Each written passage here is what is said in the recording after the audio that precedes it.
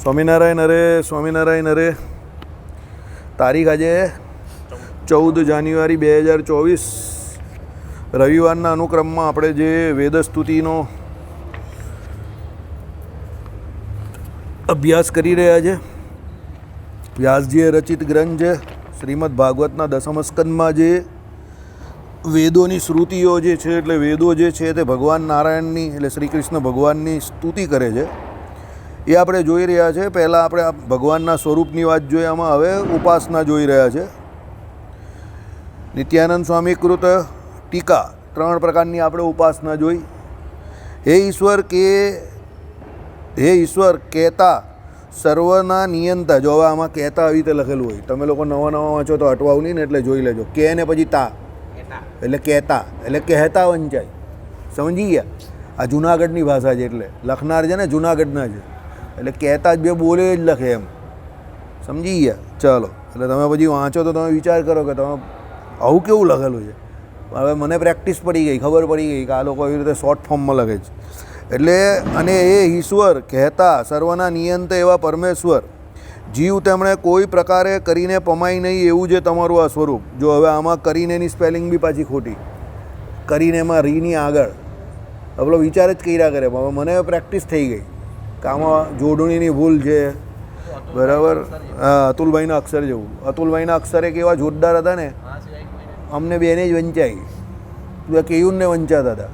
એટલે અતુલભાઈ કેવું કામ કરે ખબર? પહેલાં બધું લખી દે, પછી મેં કહું કે આ મૂકી દેવું નહીં કે હું આ ભાષામાં લખેલું મૂકીશ ને તો કોઈને કંઈ ખબર જ નહીં પડે. એટલે પાછું અમારે એને બીજી વાર રીરાઇટ કરવાનું.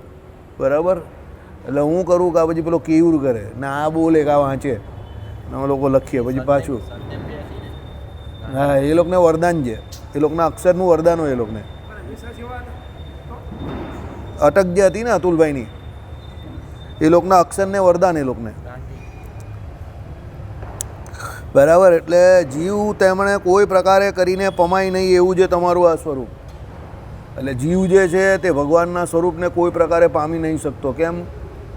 ઘણો બધો ફરક છે આપણા સ્વરૂપમાં અને પરમાત્માના સ્વરૂપમાં. લક્ષણો ઘણા બધા મળતા આવે છે, પણ એ લક્ષણોમાં પણ બહુ ઘણા બધા લક્ષણોની જે આપણે ડિગ્રી કહીએ તો એમાં ડિગ્રીમાં લક્ષણો મળતા હોવા છતાં કે લક્ષણોમાં સમાનતા હોવા છતાં એની ડિગ્રીમાં બહુ મોટો ફરક છે. સમજો? દાખલા તરીકે સાયન્સ ગ્રેજ્યુએટ કહેવાય તો કહેવાય સાયન્સ ગ્રેજ્યુએટ. બરાબર? લીધેલું તો એને સાયન્સ જ કહેવાય, પણ એ બીએસસી થયો હોય તો એ ખાલી સાયન્સ ગ્રેજ્યુએટ કહેવાય. એમએસસી થયો હોય તો ડબલ ગ્રેજ્યુએટ કહેવાય. એમાં જે ફેકલ્ટીમાં જે થયો હોય ને પછી નિષ્ણાત થઈને પીએચડી થયો હોય તો એ પીએચડી કહેવાય. તો બટ નેચરલ છે જે પીએચડી જે છે એની વેલ્યુ જે છે કે એની જે કેટેગરી જે છે તે પેલા ગ્રેજ્યુએટ કે ડબલ ગ્રેજ્યુએટ કરતાં વધારે છે. ફેકલ્ટી ભલે સાયન્સ છે પણ પેલો પીએચડી જે છે એની કેટેગરી કે તમે જોવા જાઓ કે એનું જે સ્થાન જે છે તે પેલા 2 કરતાં ચડી જાય. કેમ? એ ભાઈ પીએચડી થયેલા છે. પરમાત્માનું એવું છે, પરમાત્મા દરેક ક્ષેત્રમાં પીએચડી છે. સમજો? અને આપણે કોઈ ક્ષેત્રમાં ગ્રેજ્યુએટ પણ નથી પરમાત્મા આગળ. બરાબર? કેમ? આપણું જ્ઞાન કેવું છે? અલ્પજ્ઞ છે. અને પરમાત્માનું જ્ઞાન સર્વજ્ઞ છે. એટલે કેવું સર્વજ્ઞ? ભૂત ભવિષ્ય વર્તમાનમાં પોતે પોતાના સ્વરૂપનું પણ જ્ઞાન રાખે છે ને આપણું પણ ધ્યાન ને જ્ઞાન બંને રાખે છે કે ભાઈ તમે ભૂતકાળમાં શું કરેલું, વર્તમાનમાં શું કરી રહેલા છે એ પ્રમાણે તમને કર્મનું ફળ આપે ભગવાન. બરાબર? ભવિષ્યમાં પણ આપણે શું કરવાના છે ભગવાનને બધી ખબર જ છે, કારણ કે જીવની પ્રકૃતિ પ્રમાણે ચાલે. સમજો? એટલે ભગવાનનું જે અનુમાન હોય તે સાચું જ પડે એમાં. બરાબર? ભગવાનનું કાં ઘણા બધા એક્સપર્ટ હોય એના અનુમાન સાચા પડે જ ને કે એ આમ જ કરશે. બરાબર? એટલે ઘણા તમારી બુદ્ધિ ઉપર વિશ્વાસ કે અવિશ્વાસ જે કરે એ શું હોય? પેલાનો અનુભવ હોય ફક્ત. બરાબર? એટલે ઘણા બધા કેસ હોય. એટલે કહેવાનો મતલબ શું છે?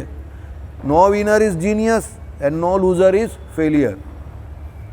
સમજો?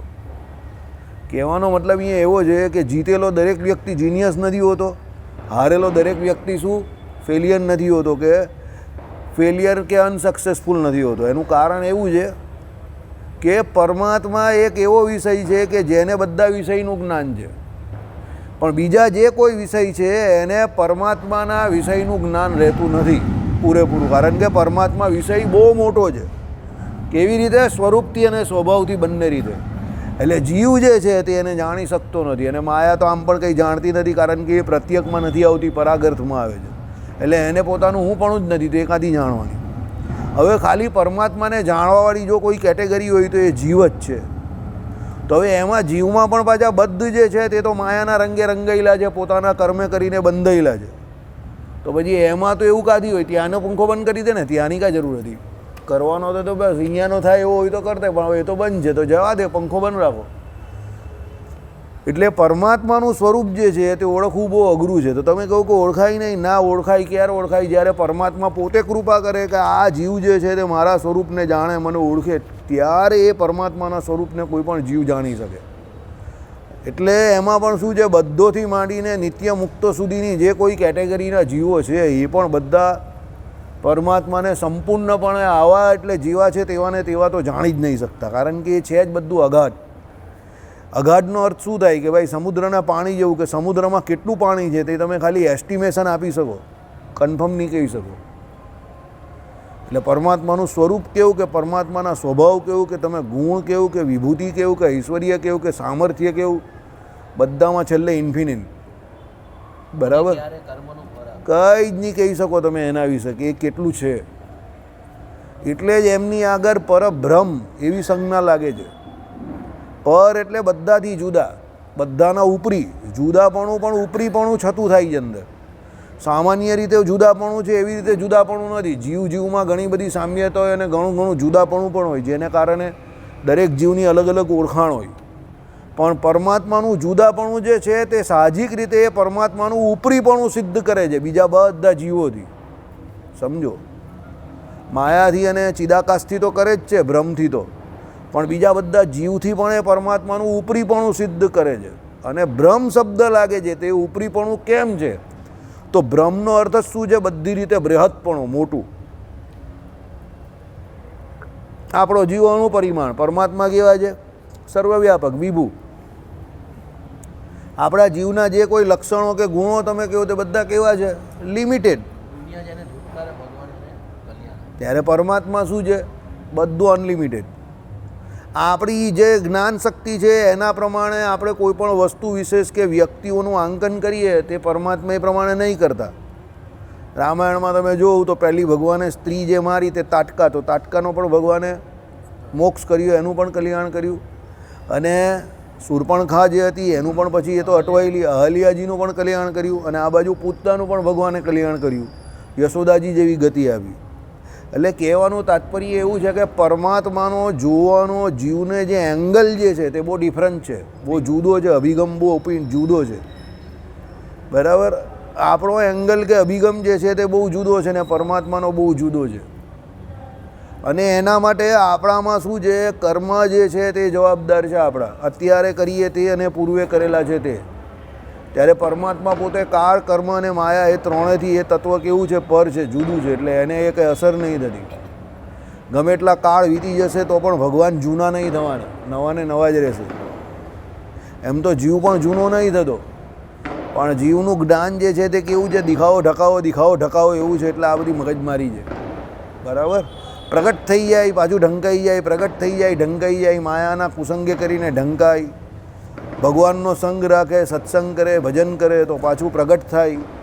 એટલે આ પ્રમાણે આ ફરકને હિસાબે પરમાત્માના સ્વરૂપને જીવ પામી શકતો નથી. એટલે પરમાત્માની કૃપાની બહુ જરૂર છે. એના માટે જીવે શું છે? સતત પ્રયત્નશીલ રહેવું જોઈએ પરમાત્માની કૃપા મેળવવા માટે. સતત સુકૃત કરવા જોઈએ, સતત ભગવાનનું મૂર્તિનું, ભગવાનનું સ્મરણ કરવું પડે, ભજન કરવી પડે. ભક્તિ જેવું કોઈ પ્રિય ભગવાનને છે નહીં. ભગવાનની જેટલી તમે ભક્તિ કરો કે ઉપાસના કરો એટલા જ તમે પરમાત્માના સ્વરૂપને પામી શકો. એટલે ભગવાને કહ્યું ને, એ તો જેની જેટલી ઉપાસના એટલો એને ભગવાનનો નિશ્ચય, એટલો જે ભગવાનનું મહાત્મ્ય વધારે જાણતો હોય અને એટલા જે પરમાત્માને ઓળખે વધારે. એટલે અહીંયાથી માંડીને ભગવાને ત્યાંના મુક્તો સુધીની, નિત્ય મુક્તો સુધીની વાત કરી છે. એમાં ભગવાન કહે કે એ જે નિત્ય મુક્તો જેવા ભગવાનને ઓળખે છે એવા અહીંયાના જીવ નથી ઓળખતા. કેમ? અહીંયા માયાનો યોગ છે આપણે કાયમ માટે. એ લોકોને માયાનો યોગ જ નથી થયો કોઈ દિવસ. એટલે એ લોકોને પરમાત્મા આપણાથી વધારે ઓળખાણા છે, કે એ લોકોને પરમાત્માનું મહાત્મ્ય આપણા બધા કરતાં વિશેષ જણાયું છે. આવું છે પરમાત્માના સ્વરૂપની વાત. એમાં તમે કંઈ કહી ન શકો. ગમે એટલા સદીઓ અને યુગો વીતી જાય તો પણ તમે એમ ના કહી શકો કે એ આવા જ હશે, કે એ આટલા જ હશે, કે એ આમ જ છે. કોઈ ના કહી શકે, કારણ કે એ સ્વરૂપ જ એવું છે. બરાબર. એટલે શું કહ્યું કે ભાઈ પમાય નહીં એવું જે તમારું આ સ્વરૂપ તેને સાક્ષાતપણે જણાવવાને અર્થે ગ્રહણ કરી છે. તનુ જેણે એવા કહેતા તમારો જે અપરિમિત પ્રકાશના ઈશ્વર્યાદિકને તેનો પરમ કૃપાએ કરીને ભક્તજનના સુખને અર્થે સંકોચ કરીને દેવ મનુષ્યાદિકને સમાનપણે અનેક અવતારનું ધારણ કરતા એવા જે તમે તે તમારા ચરિત્રરૂપ જે મોટા અમૃતનો સમુદ્ર તેને વિશે જે સ્નાન કરવું કહેતા. જો કહેતાની સ્પેલિંગ જોઈ લો, કહેતા બધા જૂનાગઢિયા શબ્દ કહેતા. બરાબર. કહેતા તે ચરિત્રને આદરે યુક્ત એટલે યુક્ત લખેલું એટલે યુક્ત ને મહાત્મયે યુક્ત જે સાંભળવા અને કહેવા ને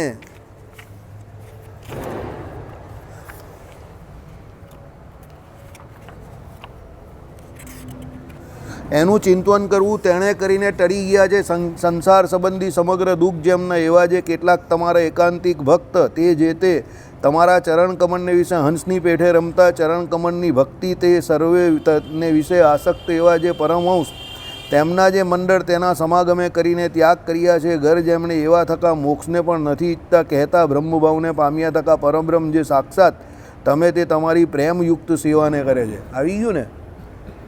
આપણે જે હમણાં વાત કરી એ જ આવ્યું ને? બરાબર. હું કંઈ વાંચીને નથી આવતો, આની કોપી જ નથી મારે ત્યાં. સમજો. પરમાત્માના સ્વરૂપને ઓળખવા માટે એક જ રસ્તો છે, શાસ્ત્રો યોનિત્વાત. શાસ્ત્રો દ્વારા ભગવાન જણાય, પણ એના માટે શું કરવું પડે? ઉપાસના કરવી પડે, ભક્તિ કરવી પડે. આમાં જે કહ્યું એ પ્રમાણે કે ભાઈ ભગવાન જ્યારે આ લોકને વિશે આવે છે ત્યારે શું કરે છે? તો પરરૂપ જે અક્ષરધામસ્થ છે એમાં તો બધું અનલિમિટેડ રહ્યું છે. બરાબર. ઐશ્વર્ય, સામર્થ્ય, તમે જે કંઈ કહેવું તે. પણ ભગવાન જ્યારે દેવ મનુષ્યને વિશે અહીંયા અવતાર ધારણ કરે છે ત્યારે શું કરે છે? પોતાનું ઐશ્વર્ય કે પોતાનું સામર્થ્ય જે છે તે ઢાંકી દે છે. અને મનુષ્ય રૂપે આવે ત્યારે મનુષ્યોને સહજાતીય થઈ જાય, દેવ રૂપે આવે ત્યારે દેવને સહજાતીય થઈ જાય, પશુ રૂપે આવે ત્યારે પશુને સહજાતીય થઈ જાય. જે પ્રમાણે પક્ષી રૂપે આવે તો એને સહજાતીય થઈ જાય. અને પરમાત્મા પછી એવા જ ચરિત્ર કરે કે જેમાં જે તે યોનિમાં આવેલો હોય એવા. અને પરમાત્માનો ત્યારે સૌથી મોટો અભિપ્રાય એવો હોય કે બધા જીવ જેમ બને તેમ વધારે મારા સ્વરૂપને મને જાણે, મને ઓળખે, મારા સંગને કરે. જેને કરીને આ બધા જીવો જે આ સંસાર ભવાતવી જે છે એમાં અનાદિકાળથી જે ભટક્યા કરે છે ને દુઃખી થાય છે, તે દુઃખમાંથી સંસારમાંથી એ લોકો બહાર આવીને પરમાત્માનું ભજન કરીને પરમાત્માના સુખને પામે. મોક્ષને નથી ઈચ્છતા એટલે એનો મતલબ એ એવો રહ્યો કે ચતુર્ધા મુક્તિને પણ નથી ઈચ્છતા. પ્રથમના 43માં કંઈ એ પ્રમાણે પણ ભગવાનની સેવાને ઈચ્છે છે. એટલે આપણે જે કહ્યું એ પ્રમાણે રટે બ્રહ્મ થઈને પરબ્રહ્મને રે. બ્રહ્માનંદ સ્વામીએ કહ્યું એ પ્રમાણે શિક્ષાપત્રી 116 શ્લોક નંબર કયું? નિજાત્માનમ બ્રહ્મરૂપમ દેહત્રય વિલક્ષણમ વિભાવ્ય તેન કર્તવ્ય ભક્તિય કૃષ્ણસ્ય સર્વદા. એટલે સ્થૂળ સૂક્ષ્મને કારણ એ ત્રણ દેહ જે છે એનાથી પર પોતાનું સ્વરૂપ સમજીને બ્રહ્મરૂપની ભાવના કરીને ભગવાન શ્રી કૃષ્ણની જેમ કે ભક્તિ કરવી. બરાબર. એ જેવી સ્થિતિ પામે એટલે એ સેવા જે કરે છે એને એ પરમાત્માના સ્વરૂપની ધીરે ધીરે ઓળખાણ થાય. બરાબર. એટલે શું છે એ ક્યારે થાય કે એવા જે પહેલાં એવા બ્રહ્મરૂપ વર્તતા હોય અને ભગવાનનું ભજન કરતા હોય એવા જે ભક્તો જે સાધુઓ છે એનો સંગ કરે એટલે સત્સંગ કરે. બરાબર. તો ત્યાગ કર્યા છે ઘર જેમણે એટલે એવા સાધુ પુરુષો. તો મોક્ષને પણ એવા લોકો ઈચ્છતા નથી. પછી એ કહે કે મોક્ષ ચતુર્ધા મુક્તિ મેળવીને શું ફાયદો? એના કરતાં ભગવાનની સેવા કરીએ તો કેમ? બરાબર. એટલે ભગવાનની સેવા કરવાનું કહે છે. એટલે બ્રહ્મભાવને પામ્યા થકા પરબ્રહ્મ જે સાક્ષાત તમે તે તમારી પ્રેમયુક્ત સેવાને કરે છે. એટલા માટે આપણે વારંવાર તમને કહીએ છીએ કે સત્સંગ કરો. સત્સંગ કરવાની ના નથી. સત્શાસ્ત્રનો અભ્યાસ કરો, મોટા મોટા વક્તાઓને સાંભળો, કોઈ ના નથી. પણ એમાં એક સૌથી મોટો ખતરો એ છે કે તમને અહંકાર કે અભિમાન આવી જવાની બહુ શક્યતા રહેલી છે. બરાબર. પેલો કહે ને winner is always a habit, but habit ઘણી વખત તમને તમારો ઈગો જે છે એ બુસ્ટઅપ કરી નાખે. એટલે તમને એવો અહંકાર આવી જાય કે હવે મને જે આવડે છે, મને જે ખબર પડે છે તે બીજાને નથી પડતી. આ તો બધા ગધા છે, અક્કલ વગરના છે, ઓછા છે, આની જોડે વાત નહીં થાય, પેલા જોડે વાત નહીં થાય, તો બધા બેવકૂફ છે. અહીંયા બેઠા બેઠા પોતા મારે છે, આ કરે છે, માળા ફેરવે છે, એને કંઈ સમજ નહીં પડતી શાસ્ત્રોના શબ્દોમાં, એવું કોઈ દિવસ અભિગમ નહીં રાખતા. પરમાત્મા જેને જે પ્રમાણે એના કર્મો પ્રમાણે પ્રેરણા કરે છે, જે તે રૂપે જે તે સંબંધે કરીને ભગવાન જોડે જોડાયા છે, તે બધા શ્રેષ્ઠ છે. આ એની રીતે શ્રેષ્ઠ છે, આ ભાઈ એની રીતે શ્રેષ્ઠ છે, તમે તમારા રીતે, તમે તમારા રીતે, પેલા ભાઈ એની રીતે, પેલા ત્યાં બેઠેલા છે તે એમની રીતે, ને આ અસરદારજી એમને હિસાબે. પરમાત્મા જોડે જોડાવું એ જ જીવનું સૌથી મોટું મનુષ્ય જન્મનું સાર્થકપણું છે. એ કોઈ પણ રીતે જોડાય. પણ આ વસ્તુ જોઈ છે જ્યારે માણસ જ્ઞાન માર્ગમાં આવી જાય છે અને એને જ્ઞાનની પ્રાપ્તિ થાય છે, એટલે પછી બીજાને તુચ્છ સમજવા માંડે છે.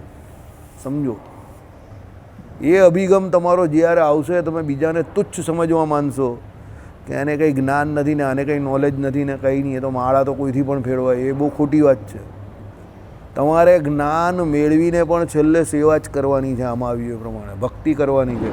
સેવાનો અર્થ અહીંયા ભજ ધાતુ પર થાય. ભક્તિ અને સેવા બંનેને એક સરખી કહી છે. એટલે પેલો જે સેવા કરી રહેલો છે એ તમારે જાણીને કરવાનું છે, પેલો અજાણતામાં પણ કરે છે તો એ શ્રેષ્ઠ જ છે. પણ ફાયદો કે નુકસાન એમાં એ છે, જે જાણીને કરતો હોય એ લોંગ ટર્મ બેટિંગ કરી શકે, એ ટકી રહે. એના મૂળિયા જે છે તે ધીરે ધીરે ઊંડા થતા જાય, પાણી જાય અંદર, જમીન જોડે માટી જોડે પેલો જે એમ કહે કે મૂળ જોડાઈને રહે તો એ એટલું જલ્દી ઉખડી નહીં જાય વૃક્ષ. પણ જે આમને આમ જ સેવા કરે છે એને કંઈ સંસારનો કે સમાજનો કે વિષયનો કંઈ સપાટો લાગે એટલે એ ઝાડ ઉખડીને ચાલી જાય, પછી દેખાય નહીં, આવે નહીં. અને એવા મંદિરમાં ઘણા બધા તમે જોયા હશે, આવે ત્યારે બહુ સેવા કરતા હોય, બહુ ભાવ હોય, બહુ ભજન કરતા હોય, માળા ફેરવતો હોય, આખો દિવસ મંદિરે દેખાતા હોય, અને જાય ત્યારે એવા જાય કે મંદિરે દેખાતા જ બંધ થઈ જાય. એનું કારણ એવું હોય કે એ લોકોને સત્સંગની ઉણપ હોય, કથા વાર્તાની ઉણપ હોય.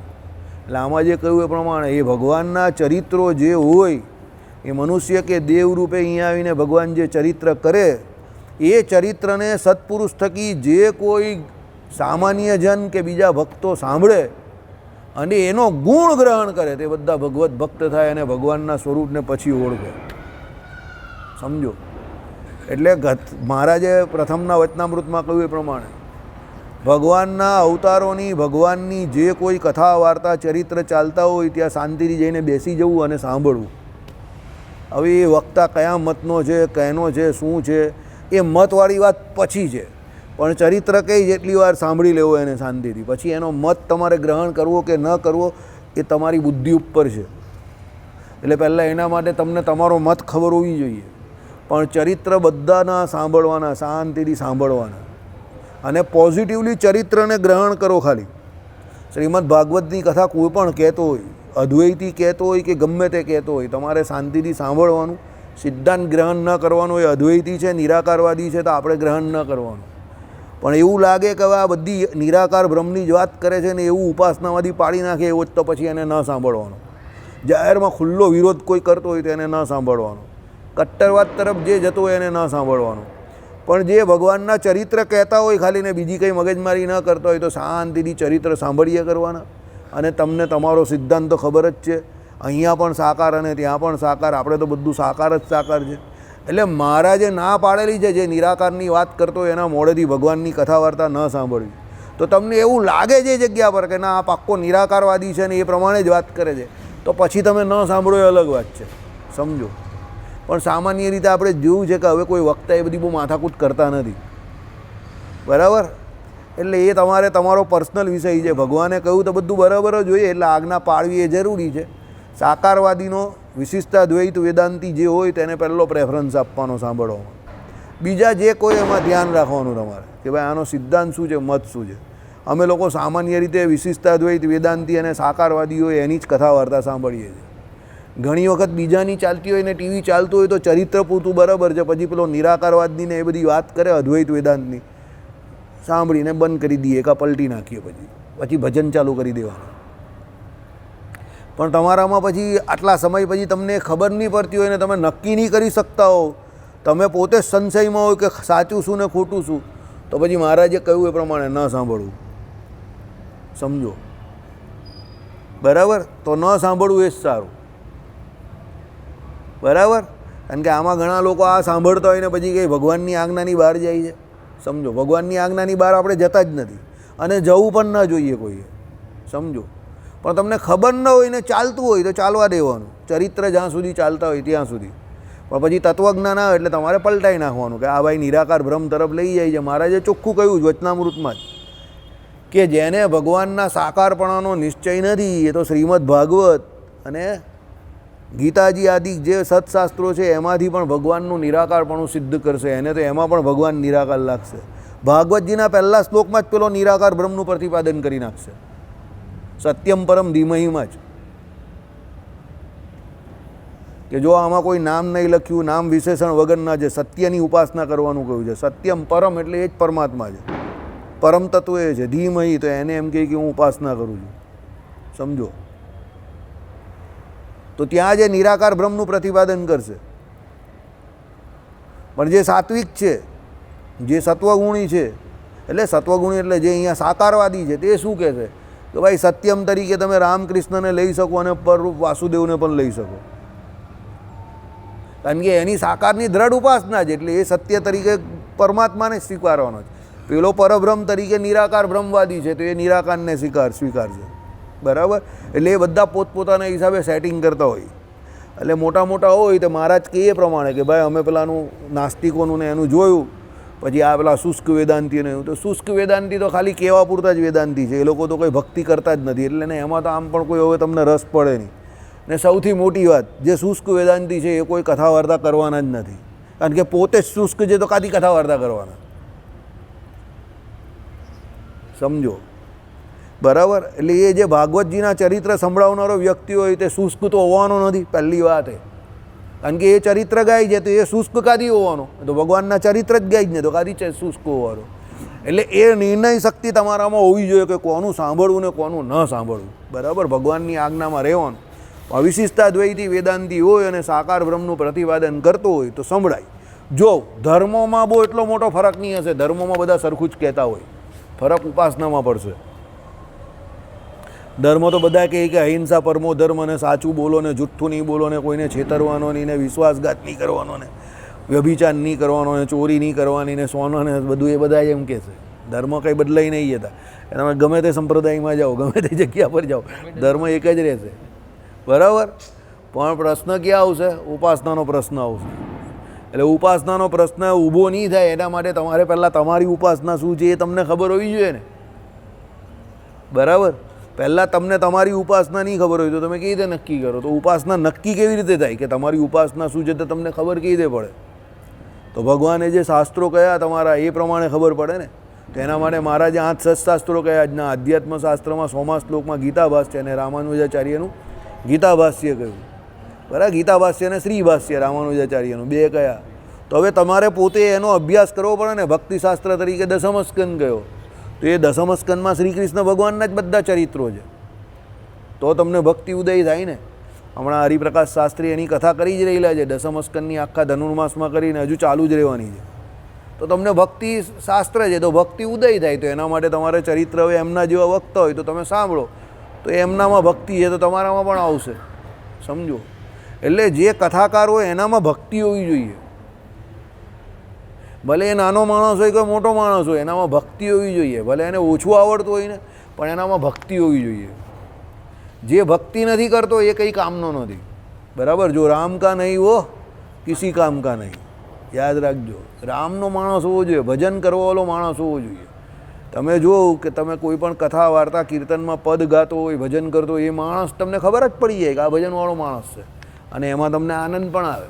કારણ કે આનંદ તો પરમાત્માના સંબંધે કરીને છે ને. તત્વજ્ઞાનની બહુ મોટી મોટી વાત કરે, તમે કહો બહુ જાણે 3 કલાક કથા તો તમે સાંભળો, બહુ જાણે, બહુ ઊંચું બોલ્યા. ઘરે જઈને તમને કોઈ પૂછે શું બોલ્યા, તો તમે કહો કે એ નહીં ખબર શું બોલ્યા. હવે તમને નહીં ખબર કે શું બોલ્યા એટલે એનો મતલબ એવો થયો કે ભાઈ બહુ મોટા તત્વવેત્તા તો હતા, તત્વજ્ઞાની તો હતા, પણ એમણે તત્વજ્ઞાનની કથા એવી ભાષામાં કરી કે સામેવાળા કોઈને કંઈ હુજ જ નહીં પડી. તો હવે એનાથી શું ફાયદો? કોને ફાયદો થયો? हाँ, बीजा पेला हो कि ना तो मैं बहुत कुछ चाहता था, लेकिन अभी तुम लोग इतना आपके सामने क्या बोलूँ, तुम सब कुछ जानते ही हो तो मैं क्या बोलूँगा. એટલે હવે એને કંઈ આવડતું નહીં એટલે એવું કહીને ચાલ્યો જાય કે એના તો મેં બહુ કુછ ચાહતા હતા.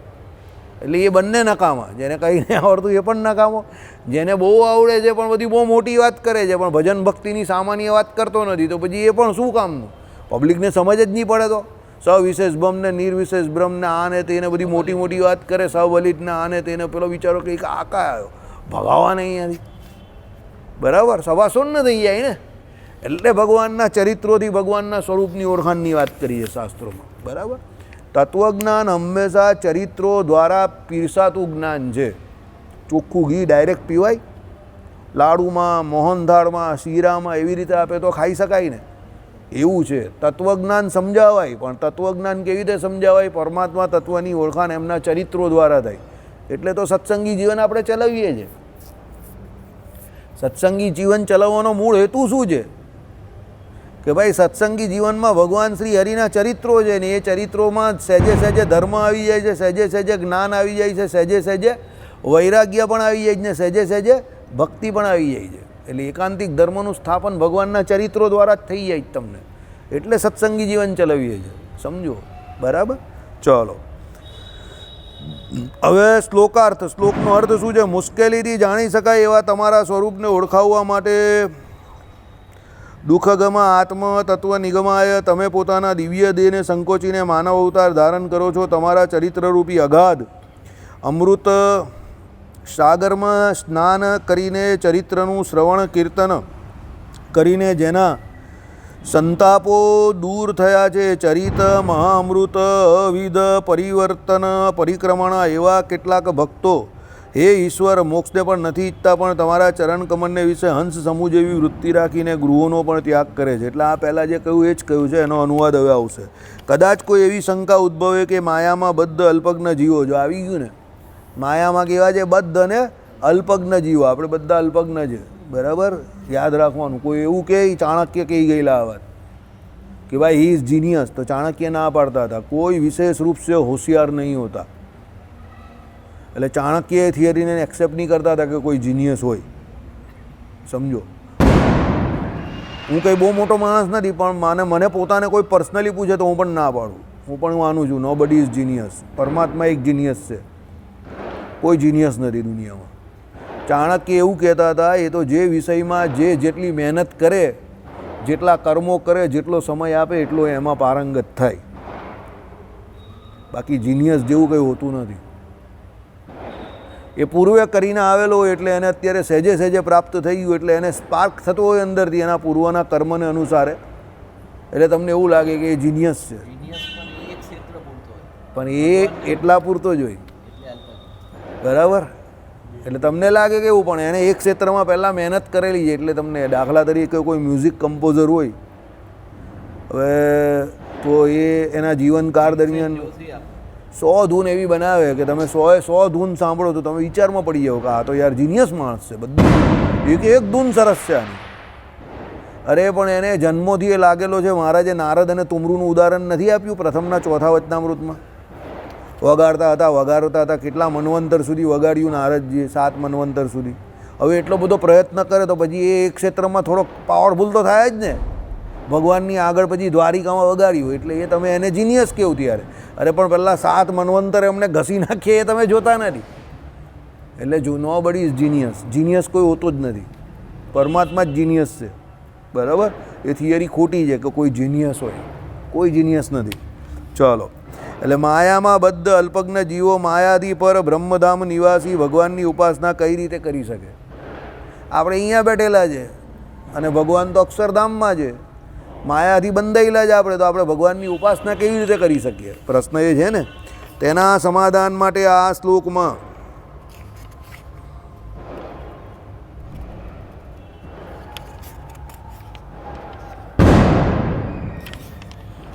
જણાવવામાં આવ્યું છે કે પરમાત્માના સ્વરૂપનું જ્ઞાન મેળવવું અત્યંત મુશ્કેલ છે, પરંતુ પરમાત્મા અતિ દયાળુ છે. જીવો પરમાત્માને યથાર્થ રીતે ઓળખી શકે તે માટે પરમાત્મા પોતે જીવો ઉપર દયા કરીને પોતાના ધામમાં રહીને જ શ્રી હરિ આ લોકમાં અવતાર ધારણ કરે છે. એટલું જ નહીં, આ લોકના જીવોને અનુકૂળ પડે તે પ્રમાણે પોતે જીવન જીવે છે. આવી ગયું ને? આપણા જેવું જ. આપણી ચેષ્ટા સાંભળો પ્રથમ શ્રી હરિને રે તો ભગવાનના ચરિત્ર તમે જુઓ તો સામાન્ય રીતે બધા આપણા જેવા જ દેખાય તમને. ભગવાન પેલો પુષ્પ ઉછાળતા હતા, પેલો રૂમાલનો દડો બનાવીને ઉછાળતા હતા ને બધું કરતા હતા ને ભગવાન. સમજો. પછી પેલી માળા આમ આમ કરીને ફેરવતા હતા, બેવડી કરીને ફેરવતા હતા, માળા તોડી નાખતા હતા, તૂટી જતી હતી સ્વાભાવિક રીતે, બરાબર. ચાલતા હતા ત્યારે પેલી ચાખણીમાંથી ચટક ચટક અવાજ આવતો હતો મહારાજને. પછી ખેસ નાખતા હતા, બરાબર. જમવાનું પીરસતા હતા ત્યારે મહારાજ આમ કરીને ખેસ નાખીને બધાને ધડાધડ પીરસી દેતા હતા, સમજો. વાહ વાહ કરીને બોલતા હતા મહારાજ. પછી જમતા હતા ત્યારે પેટની ઉપર હાથ ફેરવતા હતા. આ બધી ભગવાનની લીલા જોઉં તો તમને એવું લાગે સામાન્ય માણસ કરે છે. ચરું કરતા હતા એટલે જમે પછી મોડું ધોઈને પછી ચરું કરે એટલે તમે જે કંઈ આ પાન તમાકુ જે કંઈ આ બધા ખાતા હોય, આપણે તમાકુ તો નહીં ખાવાનો પણ પાન, ઓ મજા આવી ગઈ. ચાલો લાવો ભાઈ, શું છે? શેરડીના ગંડેરા છે. મજા આવી ગઈ. ચાલો અશોકભાઈનો ખોરાક આવી ગયો ભાઈ. અશોકભાઈ ઘરે લઈ જાઓ ને કાલે આનું જ્યુસ બનાવીને લઈ આવજો, બરાબર. ગન્ના જ્યુસ, બરાબર. એટલે મહેનત થોડી ઘટી જાય ને, બરાબર. આપણો પહેલેથી સિદ્ધાંત જે જેમાં રાજી હોય ને એને કામ સોંપી દેવાનું, બરાબર. કાઠિયાવાડી હોય ને એને મહેનત કરવાની બહુ ગમે એટલે એને મહેનતનું કામ સોંપી દેવાનું, બરાબર. મહેનતું માણસ. અમે લોકો સીધો હલવો ખાવાવાળા માણસ કે એમાં દાંત ચલાવવાના જ નહીં. આમ આમ પેલો બોખો એમ કરે સીધું અંદર, બરાબર. પોપલે દાદા. એટલે અશોકભાઈને આ કામ આપી દેવાનું, બરાબર. અશોકભાઈ બરાબર છે ને, શેરડી. ચાલો, એટલે શું છે કે ભગવાન શું કહેવા હતા આપણે? અનુકૂળ થઈ જાય, ચેષ્ટા. એટલે ભગવાનના ચરિત્ર તમે જોવો તો બધા આવા જ હતા. કેમ? ભગવાન દિવ્ય ચરિત્ર કરે તો આપણે કાં અનુકૂળ પડે? હા, તો ભગવાન અહીંયા આવે અને મોજ કરતા હતા, પણ ભગવાન અહીંયા શાંતિથી એવા ચરિત્રો કર્યા તો આપણે સહેજે સહેજે યાદ આવે જ ને. હા હા, હરિસ્મૃતિ છે ને નિષ્કુળાનંદ સ્વામીનું. ચાલો, ઓકે. એટલું જ નહીં, આ લોકોને જીવોને અનુકૂળ પડે એ પ્રમાણે શરીરધારી પરમાત્મા દિવ્ય ગુણો ઐશ્વર્ય જીવે છે, છતાં શરીરધારી પરમાત્મામાં દિવ્ય ગુણો ઐશ્વર્ય હોય છે. આમ પોતાના સ્વરૂપ સ્વભાવ ગુણ ઐશ્વર્ય વગેરે મહત્તાનો સંકોચ કરીને દેવ મનુષ્ય રૂપે અવતાર ધરનારા એ પરમાત્મા શરીરધારી જીવાત્માઓ સાથે રહે છે. આથી જીવાત્માઓ પરમાત્માને સરળતાથી જાણી સેવી શકે અને પરમાત્મા છે એવો નિશ્ચય પણ કરી શકે. ભગવાન ડ્યુઅલ ચરિત્ર કરે. ભગવાનમાં કામ ક્રોધ લોભ તમને દેખાય પણ એ સામાન્ય જીવ જેવો ન હોય, કંઈક જુદાપણું હોય, દિવ્યપણું દેખાય એમાં પણ, સમજો. એમ તમે જોવા જાઓ ને તો ભગવાનના દરેક ચરિત્રોના વિશે તમને કંઈક ને કંઈક એવું દિવ્યપણું દેખાય, કંઈક હટીને કોઈ ભગવાન ખસીને એટલે કંઈક એવું યુનિકનેસ હોય, કારણ કે એ પરમાત્મા છે એટલે એમના ચરિત્રો બધા એવા જ હોય. એટલે એમના સામાન્ય ચરિત્ર હોય એમાં પણ તમને દિવ્યપણું દેખાય. તમને જો માનવું હોય, ભગવાનનો ભક્ત હોય તો. મહારાજે પૂછેલું પેલા દાદા ખાચરને, દાદા ખાચર આ શું છે, તલવાર છે કે રૂમાલ છે? તો રૂમાલ. દાદા ખાચર કે તમે કહું તો તલવાર ને તમે કહું તો રૂમાલ, એવી વાત છે. કેમ? હવે છે તો રૂમાલ તો સામાન્ય વસ્તુ છે ને, રૂમાલમાં કાં કઈ બહુ મોટી વાત છે? કહેવાય રૂમાલ છે. તો મહારાજ કે અમે કહું તલવાર છે તો તલવાર છે. કારણ કે ભગવાન તો એવા છે કે રૂમાલને તલવારને રૂમાલ કરી નાખે, બરાબર. પેલા ગઢાડીના આંબા શેઠ નહીં હતા, પેલો એક નિશાંચી હતો, પેલો ક્ષત્રિય, પેલો કેરી પાડી નાખે એવો, એને બહુ નિશાનનું બહુ એ હતું, અહંકાર હતો. ભગવાન કે એવો કંઈ અહંકાર તમે આને છે ને તોડવો છે, કે એ તો આંબા શેઠ પણ કરી શકે. આંબા શેઠ વાણિયા કે અમે શું કરવાના, મેં મારી જિંદગીમાં બી નિશાન લીધું નથી. ભગવાન કે લેવ તો ખરા તીર કામતું તમે હાથમાં, ને એમણે લીધું ને આમ મહારાજે સંકલ્પ કર્યો, બાણ છૂટી ગયું, સીધું જ્યાં કહ્યું એ આંબાને ને એ કેરીને જ લાગ્યું ને કેરી નીચે પડી ગઈ, બરાબર. પેલો નિશાન છે તો તે વિચારમાં પડી ગયો કે આને વાણીએ ઉડાડી દીધું. એટલે એ તો ભગવાન એવા હોય, સમજો. ભગવાન ધારે તો ભલું કરાવી શકે, વેદ પણ ભણાવી શકે. ભેંસ હોય કે ગાય હોય એ પણ વેદ બોલે, ગધેડો પણ વેદ બોલે, વેદના મંત્ર બોલી શકે. કેમ? પરમાત્મા જે ધારે એ કરી શકે. એટલે પરમાત્મા શું કરે કે મનુષ્ય જેવા આવે ત્યારે મનુષ્ય ચરિત્ર કરે, દેવતા જેવા થાય ત્યારે દેવ. પણ એ પરમાત્મા વચ્ચે વચ્ચે પાછા દિવ્ય ચરિત્ર પણ દેખાડે. એટલે એને કરીને પેલા જીવને પરમાત્માનો નિશ્ચય થાય, સરળતા પણ રહી ને નિશ્ચય પણ થાય, સમજો. સ્ટુડન્ટને ભણાવવાનું હોય ને એ પ્રમાણે કે ભાઈ ભણાવે ત્યારે બહુ અતિશય કડકાઈ પણ નહીં ને અતિશય સોફ્ટનેસ પણ નહીં તો પેલા લોકો ભણી જ નહીં શકે. અધવચ્ચેનો માર્ગ, ભણાવવામાં કડકાઈ પણ થોડી ને થોડી સોફ્ટનેસ પણ. એટલે જે કંઈ એન્જિનિયરિંગ નામના અઘરા વિષય છે તે છોકરાઓને ભણાવી શકે, બાકી છોકરાઓ ભણી જ નહીં શકે, બરાબર. તો ભણી નહીં શકે તો પછી એ લોકો એન્જિનિયર કેવી રીતે થાય? તો આટલા બધા બ્રિજ કેવી રીતે બને, બરાબર. આવું છે. આમ ઈશ્વર કૃપાથી જ લોકો ઈશ્વરના સ્વરૂપને ઓળખાતા થાય છે. બરાબર, ભગવાનની કૃપાથી જ ભગવાનને ઓળખાય. मुझे जानने के लिए मेरे पास आना ज़रूरी है, उससे ज़्यादा क्या ज़रूरी है, मुझे प्रसन्न करना ज़रूरी है. ભગવાનને રાજી કરવો બહુ જરૂરી છે, તો જ ભગવાન જણાય. ભગવાન એવું ઈચ્છે કે આ જીવ મારા સ્વરૂપને ઓળખી, એ જ ઓળખી શકે, એની પર જ પરમાત્મા કૃપા થાય. બાકી ન થાય એટલે ન થાય. તમે ગમે એટલા ટાંટિયા ઘસી નાખો, કે ગમે એટલા ચોપડા ફાડી નાખો, કે ગમે તેને મળી આવો જઈને, કે ગમે તેને પકડી લેવું, કે ગમે તે જગ્યા પર હિમાલયની ટોચ પર પહોંચીને તપ કરવા જાઓ, ભગવાન જ્યારે ઈચ્છે ત્યારે જ થશે. સાધનો કરો, ના નહીં પાડતા, પણ પછી તમે એમ કહો બાહુબળે કરીને ભગવાનને પ્રસન્ન કરી દઉં, કે બાહુબળે કરીને ભગવાનને મેળવી લેવું. રાવણને શંકર જેવું છે. રાવણ ગયેલો ને સાખો કૈલાસને લઈ જવા માટે, લંકામાં મૂકી દેવું. બરાબર, પણ ભગવાન શિવ હતા ભાઈ. એ તો કહેવાનું તાત્પર્ય એવું છે કે એમ કંઈ ભગવાન રાજી થઈ જતા નથી, અને એમ કંઈ ભગવાન કોઈને તાબે પણ નહીં થઈ જતા. અહમ ભક્ત પરાધીન. જે ભગવાનનું ભજન કરે છે એને ભગવાન પરાધીન થાય છે, બીજા કોઈને નહીં. ચાલો, એટલે શું છે, આમ પ્રત્યક્ષ રીતે સાક્ષાત ઓળખીને જીવોને પરમાત્મામાં પ્રીતિ થાય છે, તેના ચરિત્રોમાં હેત થાય છે. તેથી તે ભગવત ચરિત્રોને અમૃત તુલ્ય માની તેનું કીર્તન શ્રવણ મનન કરે છે. એટલે ભગવાનના ચરિત્રોનું હંમેશા કીર્તન શ્રવણ કરવું. આપણો આના પછીનો એક એવો વિચાર છે, પછી હવે પરમાત્માની ઈચ્છા. એક બીજો ટાઈમ એવો પકડવો છે મંદિરમાં કે જેમાં આપણે કોઈ ચરિત્રવાળું કે કીર્તનવાળું કે ચરિત્રવાળું શાસ્ત્ર જે છે ને, જે ગાવાનું હોય, અને એને અડધો પોણો કલાક 1 કલાક સંગીતમાં મેં એ રીતે ગાઈને સત્સંગ કરીએ, અડધો પોણો કલાક જેવું. એવો એક વિચાર છે અત્યારે.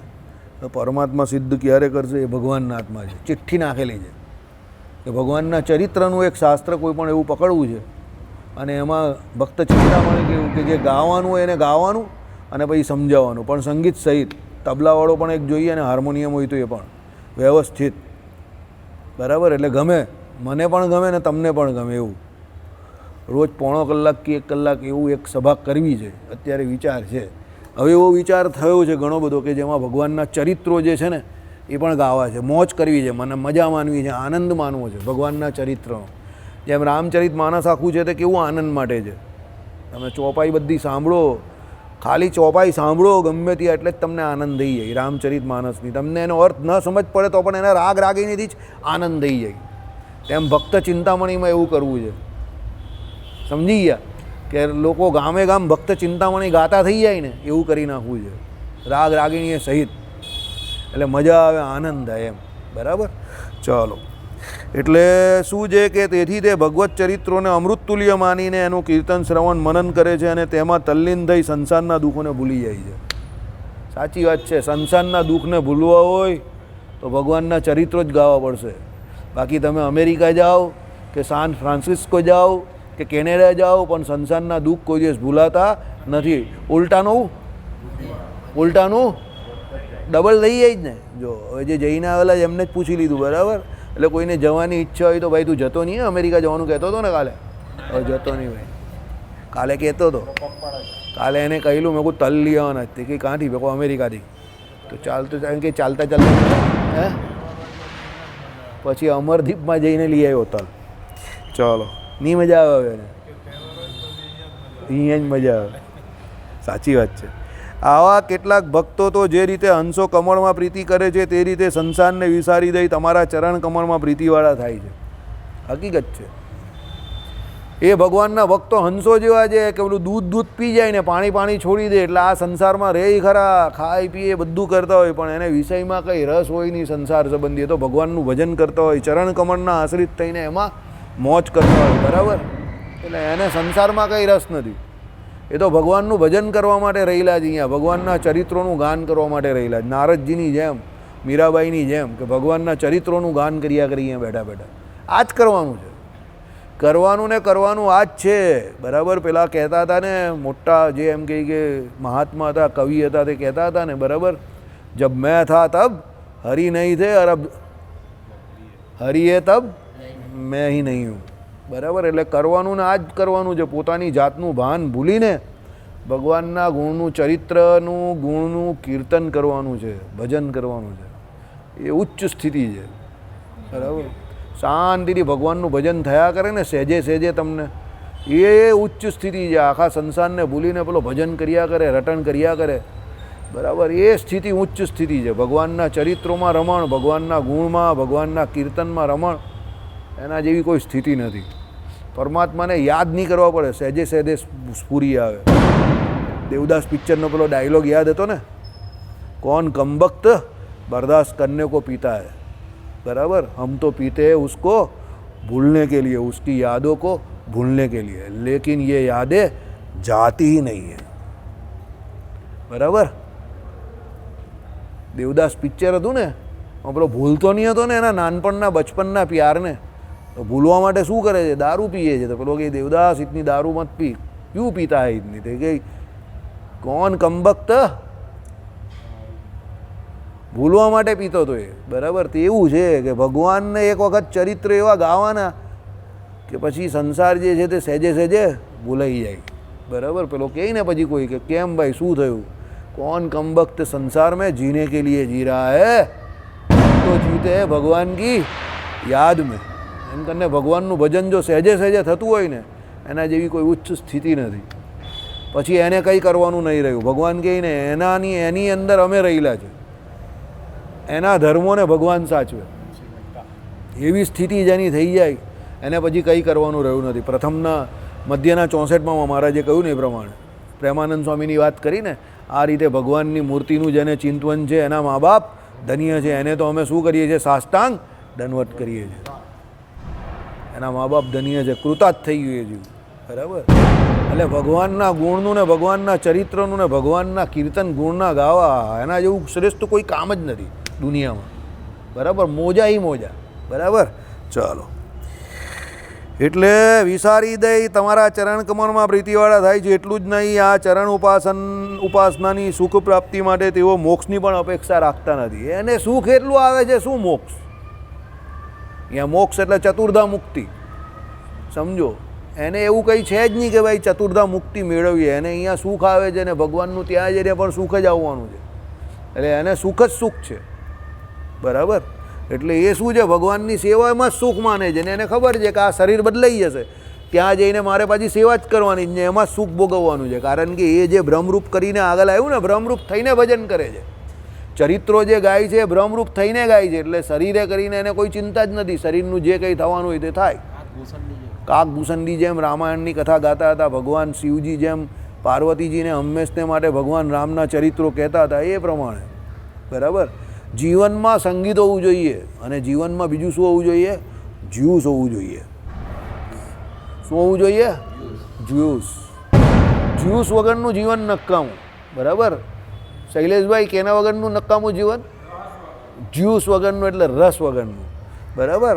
જો અશોકભાઈનો આ શેરડી છે, તો આજે ઘરે લઈ જશે તો કાલે કેટલો મસ્ત તાજો તાજો રસ કાઢીને આવશે. તો તમને આમ રસ પીવો તો જીવનમાં રસ આવી જાય. બરાબર. એટલે જીવનમાં શું જોઈએ? જ્યુસ જોઈએ, રસ જોઈએ. બરાબર. ભજીયામાં બી બહુ મોટો રસ હોય. બરાબર. પણ અશોકભાઈના કાકી મરી ગયા એટલે ભજીયાનો ઉત્સવ કેન્સલ થઈ ગયેલો અરવિંદભાઈ, એટલે તમને નહીં બોલાવેલા. તમને એમ હતું કે તમને નહીં બોલાવ્યો.